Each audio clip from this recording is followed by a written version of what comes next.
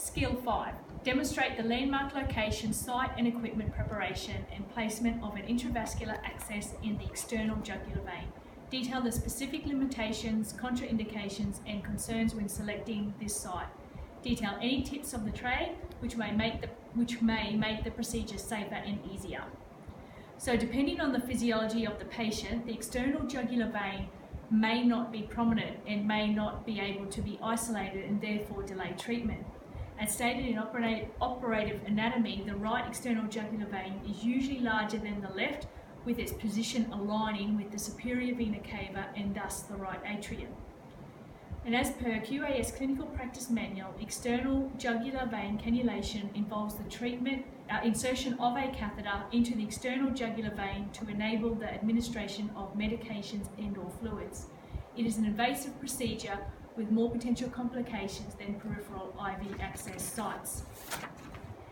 According to the QAS Clinical Practice Manual, indications are emergent IV access for the administration of medications and/or fluid when peripheral IV access is unavailable.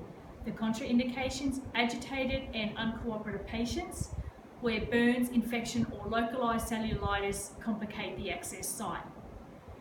The complications, drug, fluid, extravasation, hematoma or hemorrhage from the site, infection or phlebitis, venous air embolus or arterial puncture.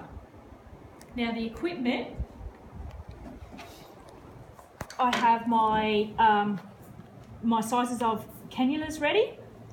Obviously for this procedure, being this dummy, I will use the smallest one possible so as not to ruin the site. And I have my bung available. I have my 9% already drawn up, ready to go. I will check that with my partner to make sure that's correct and in date. I have my swab. I have anything available here in case of failure. I can put pressure at the site, and then I have my op site, my tape ready to go. And here's a picture of where the external jugular vein runs, and you can see that over the top of the muscle.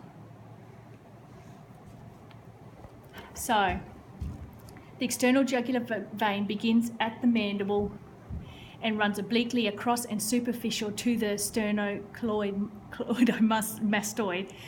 The external jugular vein is atomically superficial when compared to other veins in the body. Some patients have double external jugular veins. Placing a patient in the Trendelenburg position, slightly tilting the head to the opposite side and applying a light pressure above the clavicle will help engorge the external jugular vein and facilitate its cannulation. So that's putting slight pressure just above the clavicle. Application of this light pressure above the clavicle proximal to the vein entry point will help to engorge the external jugular vein and assist in its catheterization. The external jugular vein can tend to collapse during the patient's inspiration, especially in patients who are volume depleted. If possible, position the patient head down. This is to prevent any air embolus.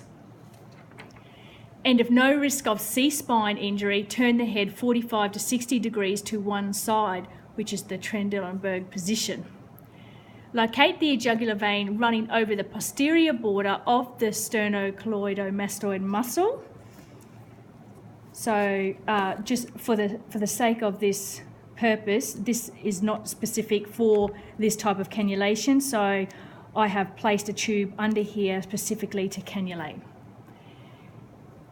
Now clean the intended insertion site with an antiseptic swab using a back and forth motion in 2 different directions for 15 seconds each direction, total 30 seconds if appropriate to patient condition. If appropriate, allow the site to dry completely. So choose the appropriate size cannula. Obviously for this for use on this dummy, I am going to go the smallest that I have. Remove and discard the needle safety cap.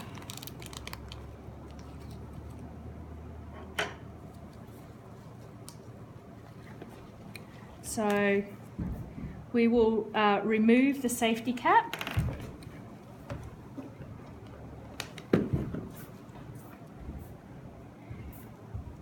And then just hold the catheter hub and rotate barrel 360 degrees and ensure catheter is seated back in its notch.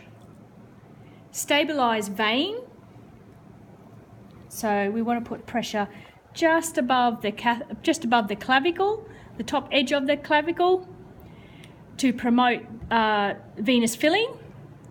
Maintain skin traction and insert the needle bevel up midway between the angle of the jaw and clavicle, checking for flashback along the catheter.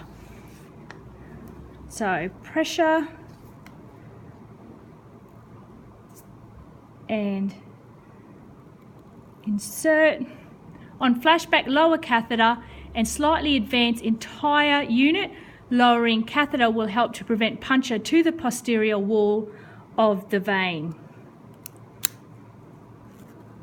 So apply pressure, and then we want to grab our bung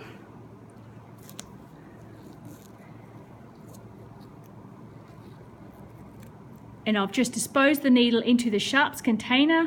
I've attached the bung, secure the catheter and avoid circumferential application. So then we want to secure that.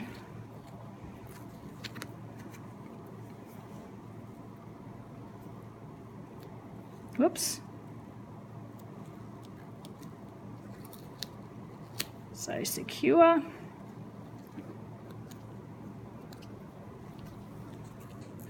So I just want to ensure I've just sorry, I'm just going to adjust that because I've just taped that down. And then we want to secure it with an opsite, ensuring that the clear part, so we can see the site at where we have gone in.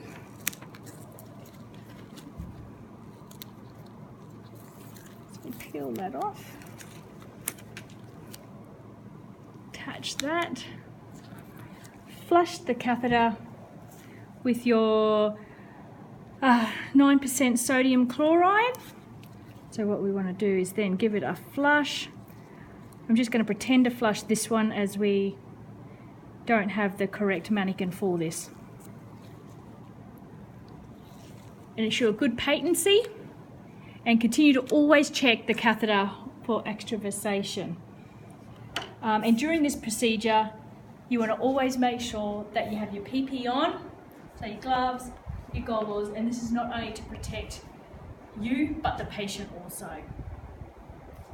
So with a two-person technique, you can always use this method by getting your second person to apply the pressure at just above the clavicle while you insert the catheter with traction.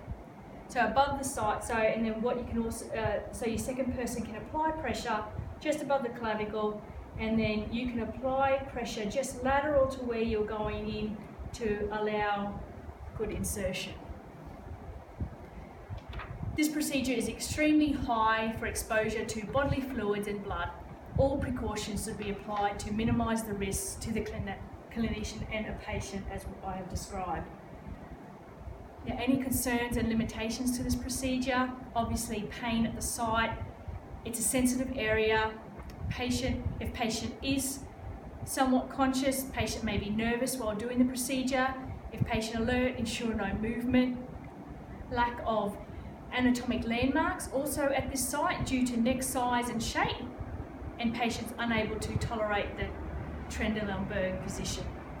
So any tips that I have found along the way while researching is, if it's difficult for this side, check the other side. Gravity may help, as I explained earlier. Gentle tapping at the site can help. Obviously hard in the pre-hospital setting, and also if it's an urgent procedure, but warmth also can help in this setting. Patient bearing down can also bring out vein, like a Valsalva manoeuvre. but be mindful of the patient's condition when doing this, and also pumping via muscular contraction. Thank you very much.